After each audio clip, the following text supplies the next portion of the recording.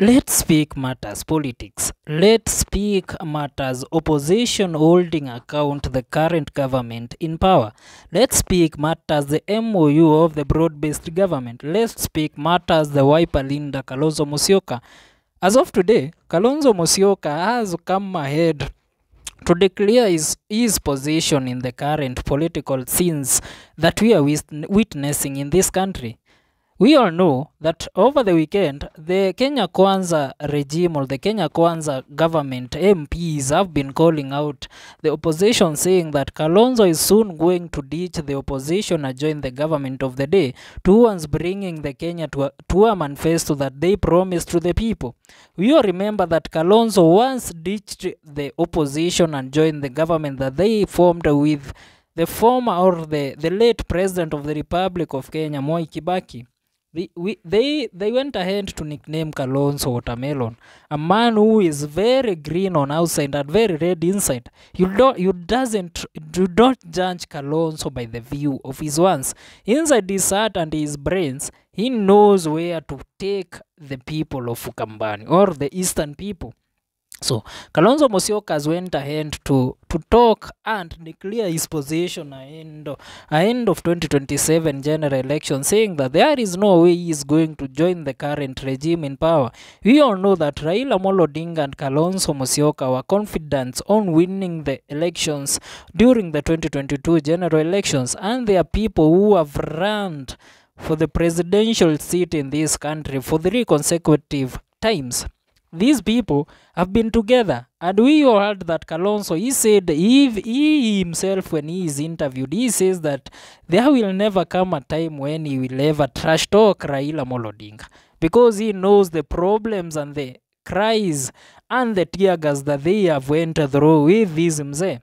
So Kalonzo Musyoka has gone ahead to address Kithure Kindiki and the current regime in power, that is the KK regime, saying that those hallucinations that they have that Kalonzo might one day ditch the opposition and join them so that they can gear on once to create a collaborative government in 2027, they should wipe it out of their minds. They should forget about it. Wiper Linda Kalonzo Musyoka dismissed the government attempts to woo him into President William Ruto's broad-based government. Responding to Deputy President Deputy President Kithure Kindiki, Kalonzo rejected any possibility of working with Ruto, citing the killing of the Gen Zs during the 2024 finance bill protest as a key reason. Kalonzo called on Kindiki to apologize for the deaths that occurred during the tenure as the Interior Cabinet Secretary of the nation. Wiper Party Linda Kalonzo Musyoka has responded to the report that he is planning to ditch the opposition ahead of the 2027 general elections.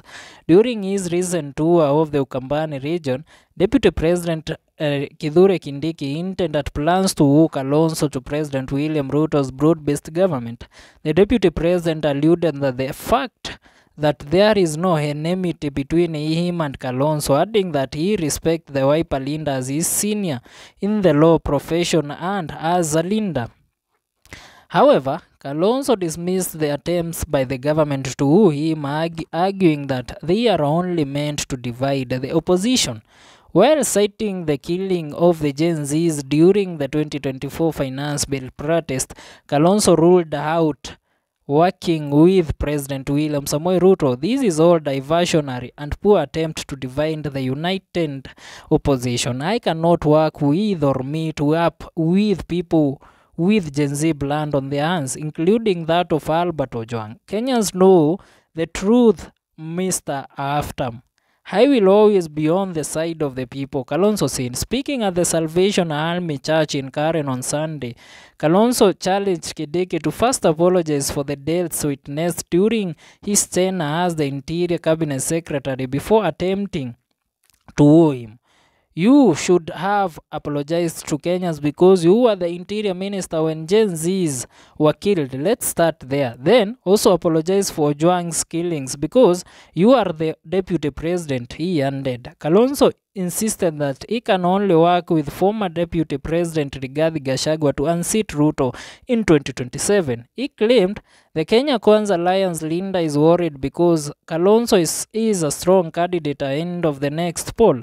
I will work with a truthful man called Gachagua. I don't believe this broad-based government is anything to follow.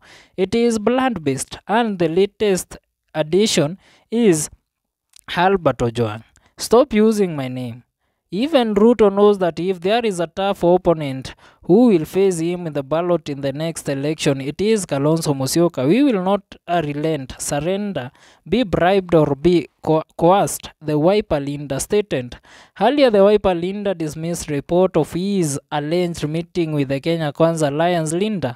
On Wednesday, March 12th, social media platform were buzzing with the report of opposition leader meeting the end of state at State House, Nairobi. However, the former vice president was quick to debunk the assertions, revealing that it was propaganda. So, Kalonzo Musyoka has gone ahead to call the current deputy president, the deputy president who was appointed by William Samoei Ruto to take the office of the former or the immediate impeached deputy president Rigathi Gachagua Kidiki.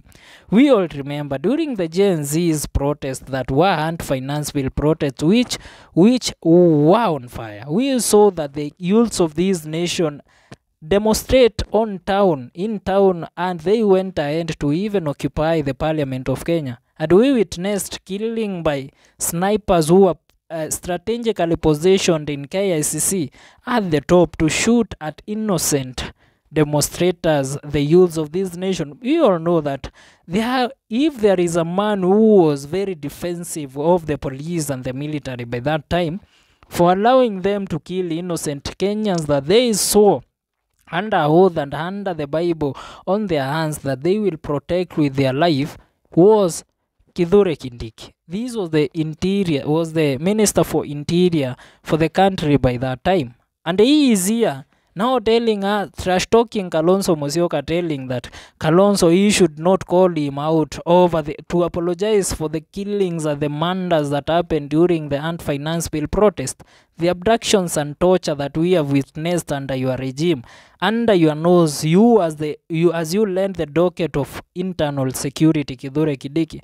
You should even, I think, but at this point, the politicians in this country should be even ashamed of themselves.